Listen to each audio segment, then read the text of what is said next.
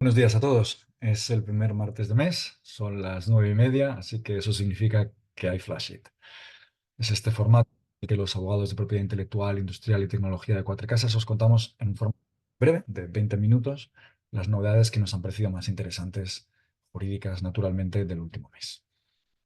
En esta ocasión tenemos tres intervenciones, más la miscelánea del profesor Peguer habitual. En primer lugar, Alberto Agustín hoy nos hablará, como no, de inteligencia artificial. Nos hablará de la aprobación del reglamento de inteligencia artificial y también de la modificación de los principios sobre inteligencia artificial de la OCDE. A continuación, Pablo Tena nos hablará del dictamen del Comité Europeo de Protección de Datos sobre los modelos de consentimiento opaco, que tanto estamos experimentando consumidores en estos últimos días. Y seguirá Cristina Olesti hablándonos de una sentencia sobre cancelación de cuentas bancarias como acto de competencia desleal. Seguido, como decían, de la miscelánea habitual del profesor Peguera. Así que, por favor, Alberto, adelante. Gracias. Muchísimas gracias, Álvaro, y buenos días a todos y bienvenidos a una nueva sesión de Flash It. Como decía Álvaro, es inevitable pues, hablar de inteligencia artificial y derecho, y más si tenemos en cuenta que el pasado 21 de mayo el Consejo de la Unión Europea anunció que había aprobado la versión definitiva del proyecto de reglamento sobre inteligencia artificial, tal y como se lo había propuesto el Parlamento Europeo.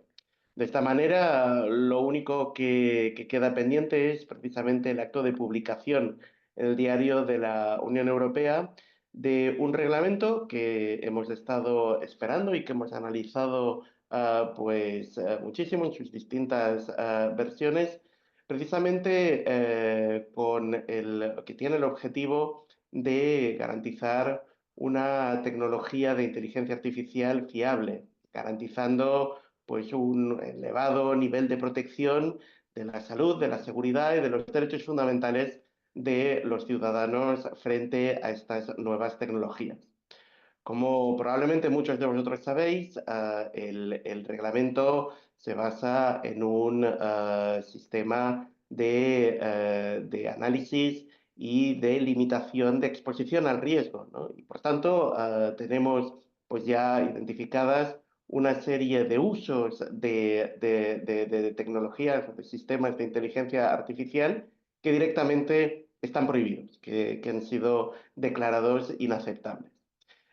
Seguidamente, también el reglamento contempla una serie de sistemas o casos que se consideran en los que la inteligencia artificial implica un riesgo elevado y que, por tanto, pues el uso y el desarrollo y, en definitiva, pues la implantación de este tipo de herramientas está sujeto a una serie de condiciones y obligaciones, tanto no solo por los desarrolladores, sino también por los denominados responsables del despliegue en cuanto que pues, usuarios de esta tecnología.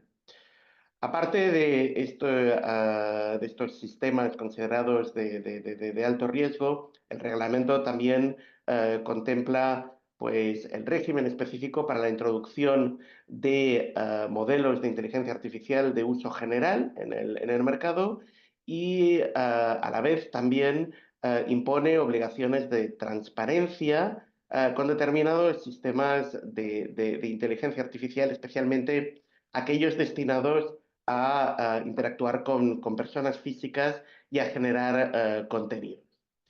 Por último, el reglamento establece un sistema pues, de gobernanza institucional a implantarse por parte de los Estados miembros, acompañándose también de un, pues, digamos, régimen de sanciones significativas.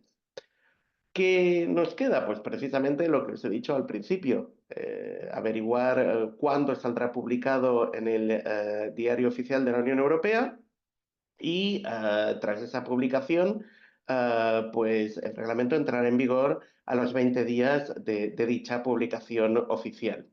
Y será, digamos, aplicable como régimen general transcurridos 24 meses de vacatio legis, ¿no? No obstante, en algunos casos, pues se adelanta esa plena entrada en vigor y así, de momento, o inicialmente, al cabo de 6 meses desde la entrada en vigor del reglamento, también serán plenamente efectivas las disposiciones relativas a prácticas prohibidas y sistemas prohibidos de inteligencia artificial. Al cabo de 12 meses, también ciertas normas de gobernanza entrarán en vigor y por último, a los 36 meses, pues entrarán en vigor las reglas sobre sistemas de riesgo alto vinculados a la legislación armonizada sobre seguridad de productos. Con lo cual, como veremos, es pues un régimen que entrará progresivamente en vigor y que en cualquier caso estará sujeto a una serie de esperables desarrollos de criterios por parte de la Comisión Europea que irá publicando del mismo modo que, pues, por ejemplo, en el ámbito de la protección de datos ya estamos acostumbrados a que pues, se desarrollen dictámenes o recomendaciones al hilo pues, del Reglamento General de Protección de Datos. Y precisamente en el marco de esos desarrollos también quería hablaros pues del hecho de que la OCDE, la Organización para la Cooperación y el Desarrollo Económico, a través de su Consejo Ministerial, aprobó el 3 de mayo una actualización de sus recomendaciones sobre la inteligencia artificial. Se trata de un instrumento que contiene un compromiso político por parte de los Estados miembros de esta organización, entre los cuales pues, cabe contar pues, al G20, a la Unión Europea, a Japón o a Estados Unidos. ¿Por qué es relevante esta actualización? Pues porque precisamente va a marcar, digamos, si me permitís la expresión, la línea editorial de las próximas pues, desarrollos normativos vinculados al ámbito de la inteligencia artificial. Y esencialmente lo que se quiere establecer son 6 líneas de interés o de desarrollo de estas directrices. En primer lugar, la OCDE pone el acento en la importancia que tendrá la seguridad en los sistemas de inteligencia artificial, instando a la introducción en la normativa que regula este tipo de tecnología, pues mecanismos y salvaguardas para gestionar los sistemas de inteligencia artificial que puedan causar daños indebidos o desarrollar comportamientos no deseados, así como además la posibilidad de introducir mecanismos de anulación, de reparación o directamente de desmantelamiento de algunos de estos sistemas. En segundo lugar, la OCDE también pone el acento en la importancia de asegurar la integridad de la información, particularmente teniendo en cuenta pues, la facilidad con que las tecnologías de inteligencia artificial pueden dar lugar a la generación de contenidos falsos o engañosos con gran realismo y verosimilitud, ¿no? Con lo cual se pondrá también el enfoque en este ámbito. En tercer lugar, se incidirá en la importancia de la conducta responsable de las empresas, fomentándose la adopción de reglas éticas, legales y, definitivamente, socialmente responsables a los efectos de generar una cooperación entre los distintos actores implicados, a los efectos, en última instancia, a garantizar un respeto adecuado de los derechos de las personas afectadas por el uso de la inteligencia artificial. En cuarto lugar, y también vinculándolo a algunas de las exigencias del reglamento, se pone el acento en la importancia de la transparencia y la divulgación responsable, de tal manera que se fomenta el uso de inteligencia artificial combinado con una información adecuada sobre los objetivos, características, limitaciones y riesgos de los correspondientes sistemas que se vayan a utilizar. Además, en el marco de esa, digamos, pues paraguas de transparencia, también se fomentará pues, la inclusión de información sobre las fuentes, la calidad y el uso de los datos que alimenten pues, el sistema en cuestión. En penúltimo lugar, pues también se pone el acento en la sostenibilidad ambiental, con la necesidad pues marcada ya de minimizar y compensar el impacto medioambiental que pueda tener el uso de este tipo de tecnología. Y por último, la OCDE fomenta en esta revisión de sus directrices pues, la denominada interoperabilidad de los marcos de gobernabilidad y política. En definitiva, pone el acento en la conveniencia de que las jurisdicciones y las instituciones de los estados trabajen juntas para promover entornos normativos y regulatorios compatibles y coherentes para la inteligencia artificial, para precisamente fomentar tanto, por un lado, la garantía de los derechos de los afectados, como garantizar pues también un marco adecuado para la innovación y la cooperación internacional. Con lo cual, como podéis ver, ha sido un mes intenso en el marco de estas tecnologías tan de moda, con lo cual, pues bueno, lo próximo será estar atentos al diario oficial de la Unión Europea y ver cómo también la Comisión Europea va, de alguna manera, adaptando a través de sus posteriores interpretaciones o directrices, pues a los principios que os acabo de mencionar. Y con esto creo que ya habéis tenido vuestra dosis adecuada de información sobre inteligencia artificial, con lo cual pues le paso la palabra a Pablo para que pueda seguir con la sesión de Flashit. Pablo. Muchas gracias, Albert. Como ha señalado Álvaro al inicio, el Comité Europeo de Protección de Datos publicó el pasado mes de mayo el dictamen 8/2024 que analiza los modelos de consentimiento o pago con fines de publicidad comportamental, utilizados por un tipo concreto de empresas, como son las grandes plataformas en línea, pero del cual podemos sacar conclusiones que pueden ser de aplicación para el resto de operadores en línea. A modo de introducción y con la finalidad de conocer los hechos que han motivado este dictamen, hemos considerado necesario hacer un breve resumen del ITER.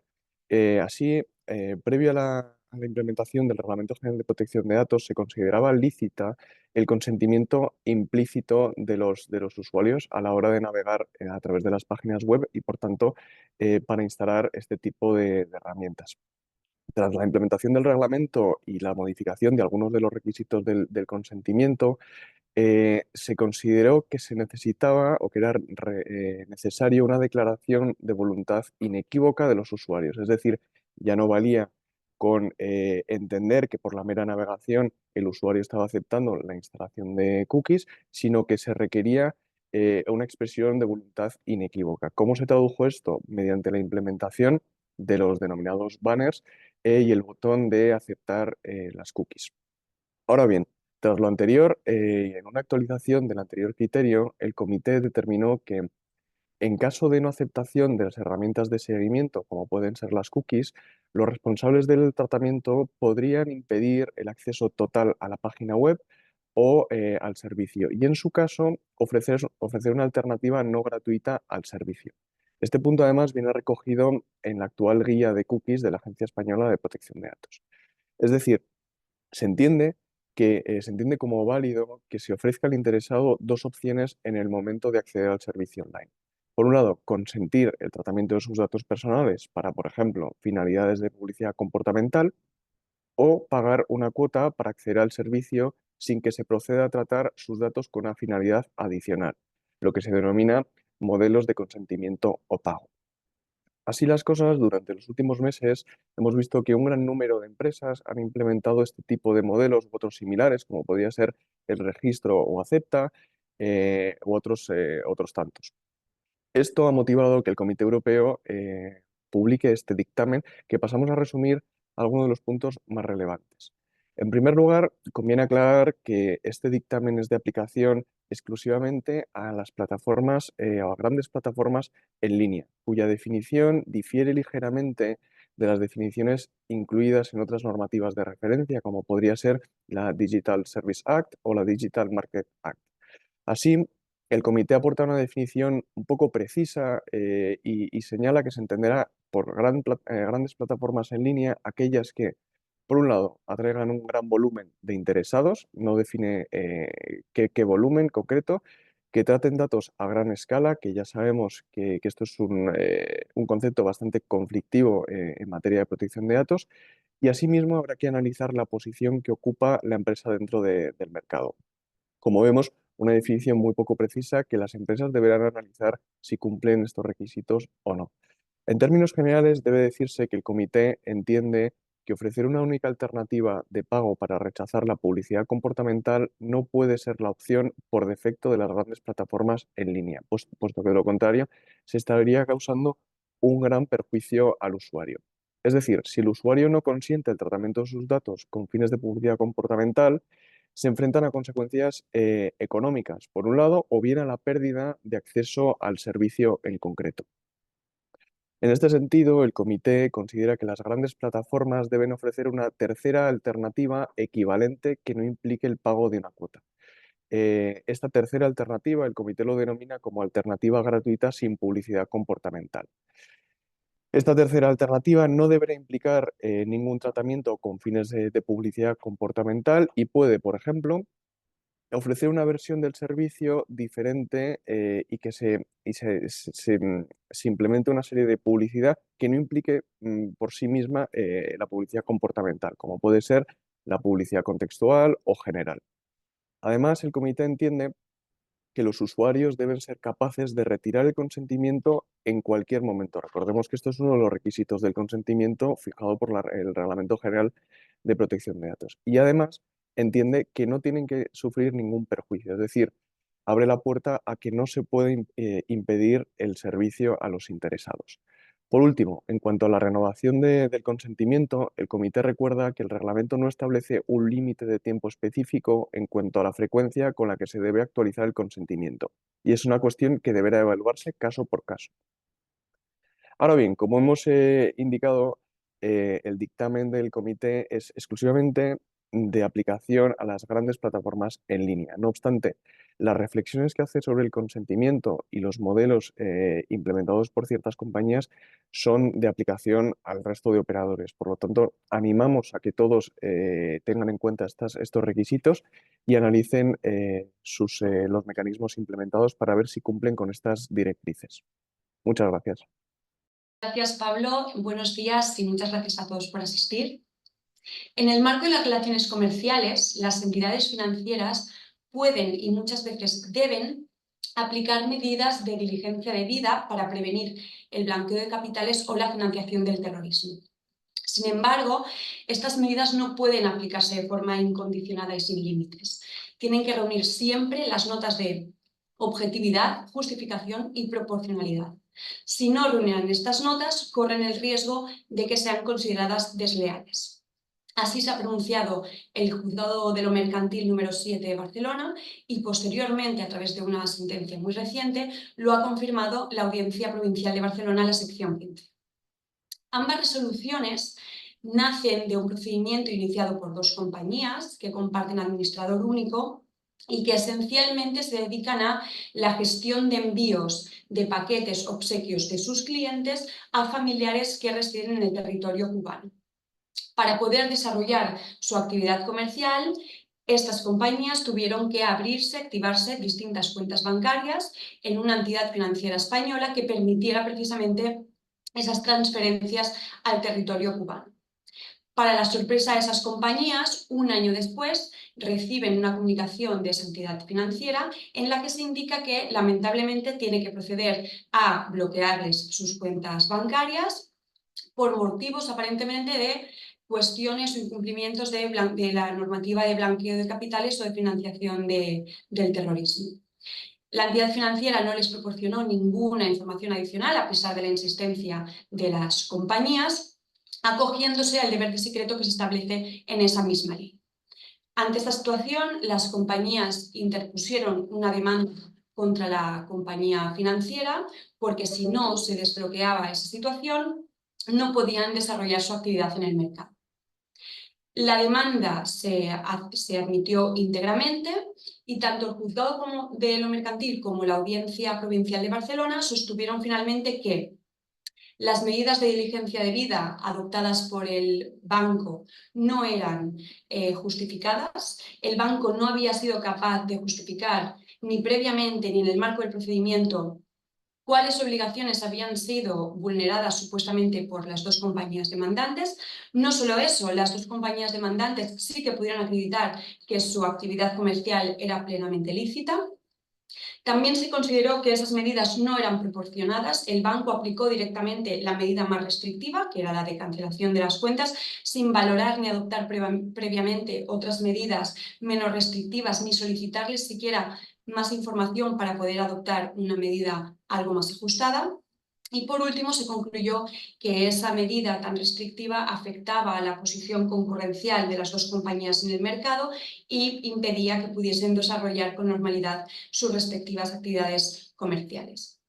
Con base en estos pronunciamientos, tanto el juzgado de lo mercantil como la audiencia provincial acabaron concluyendo que la actuación del banco se puede subsumir en un acto de competencia desleal de obstaculización del artículo 4 de la Ley de Competencia Desleal.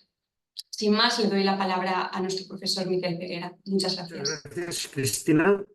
Por mi parte, y muy brevemente, solo quisiera destacar, de modo quizá telegráfico, tres resoluciones judiciales. Una del Tribunal Supremo, sobre un caso del que ya habíamos hablado unos meses atrás y que se refiere al uso referencial de la marca Zara por parte de una compañía que en el año 2010 la había utilizado para ofrecer unos boletos de regalo Zara como compensación a la suscripción de sus servicios, participando en un sorteo de estos boletos, etc. Pues bien, aquí el Tribunal Supremo había solicitado al Tribunal de Justicia de la Unión Europea si en la normativa anterior, en la redacción anterior, por tanto basada en la Directiva 89 y en la Directiva 2008 del mismo tenor, la excepción de uso referencial era de carácter general o podía entenderse implícitamente de carácter general, de modo que no existiría infracción cuando claramente la marca ajena se usa para referenciar productos o servicios ajenos, los del propio titular de la marca.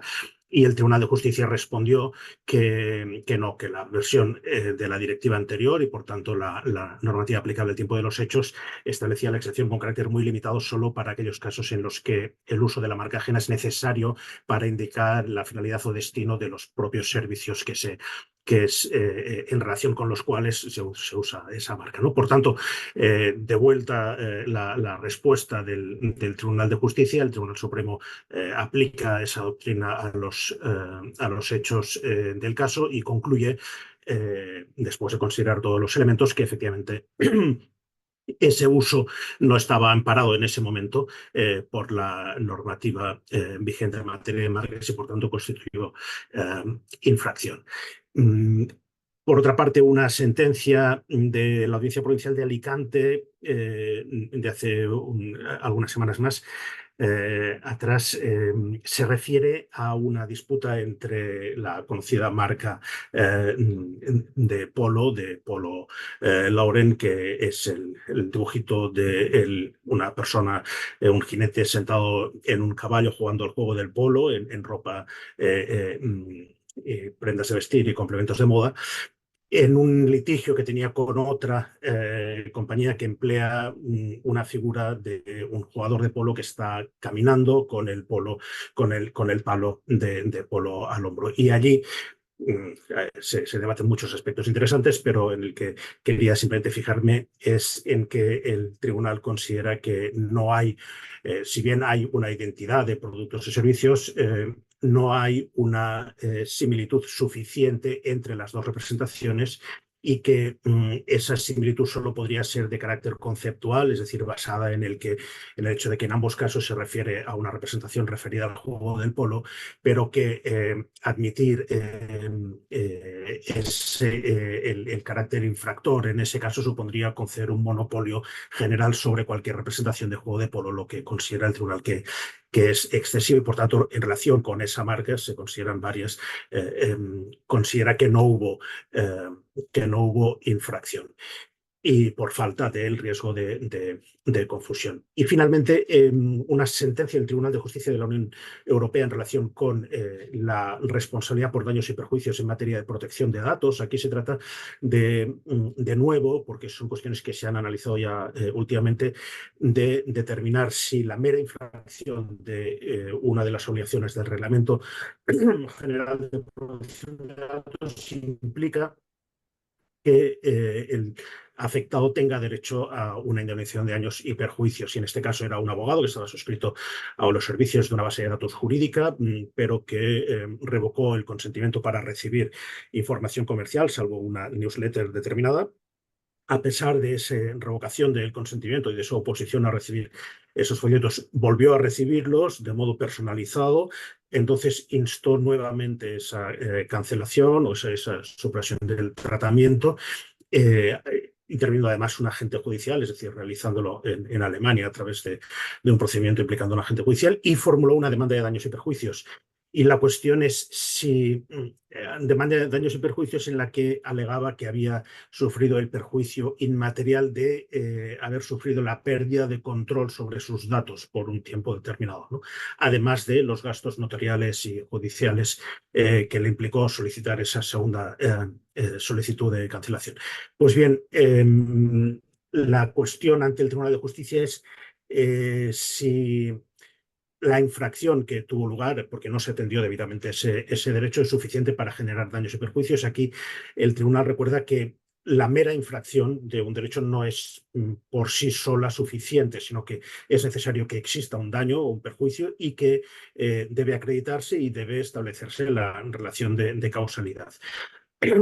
Por tanto, responde que no, pero a la vez deja caer que uno de los elementos que alega el interesado es que sufrió esa pérdida de control y que ese elemento está considerado como un posible daño en el considerando 85, por tanto, corresponderá verificar si en ese supuesto concurrió realmente ese daño y quedó debidamente acreditado. Y otro elemento, y con esto acabo, de esta misma sentencia es una defensa que alega la demandada, esa base de datos jurídica, diciendo que, bueno, que esa falta de atención se debió a un fallo humano, a un error de un colaborador que no atendió debidamente las instrucciones y se plantea si eso es excusa para, en el caso de que siguiera adelante una acción por responsabilidad de daños y perjuicios, y ahí claramente el tribunal dice que no es suficiente y que eso privaría de efecto útil el derecho a la indemnización de daños y perjuicios, por tanto no es suficiente, no puede ampararse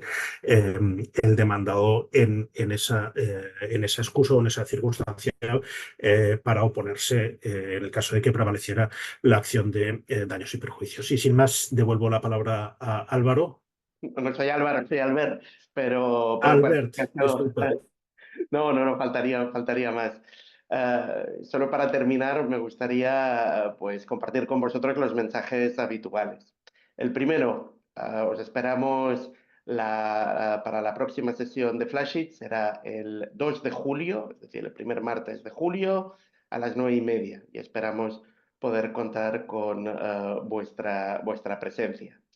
El segundo mensaje, también como es habitual, durante estas semanas, si queréis seguir pues las novedades que se vayan produciendo en el ámbito de la propiedad intelectual, industrial y las tecnologías, pues no tenéis más que o bien ir siguiendo nuestro blog, el blog de propiedad intelectual de Cuatro Casas, o bien descargaros pues la aplicación Cuatro Casas Propiedad Intelectual, disponible tanto en iOS como en Android, para, como os digo, pues ir recibiendo cómodamente en vuestros dispositivos móviles pues las novedades que vayamos destacando en nuestro ámbito de especialización. Y sin más, pues no me queda más que el último de los mensajes, que es de nuevo agradeceros vuestra atención, vuestra fidelidad con este espacio y espero que no solo haya sido de interés, sino que nos podamos ver el próximo 2 de junio. Con lo cual, que tengáis muy buen mes y en cualquier caso, pues nos emplazamos para vernos entonces. Un saludo y hasta entonces.